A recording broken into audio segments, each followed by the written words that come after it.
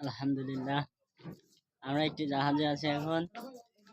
জাহাজের ভাইয়েরা অনেক আন্তরিক, আমাদেরকে চকলেট, টোস্ট আর ইন্ডিয়ান খেজুর খেতে দিচ্ছে।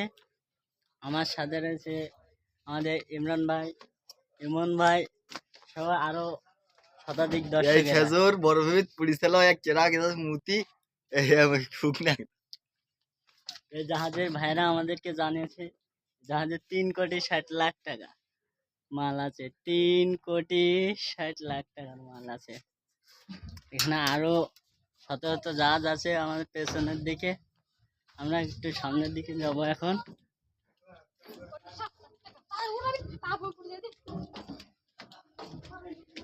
এই যে দেখেন সামনের দিকে।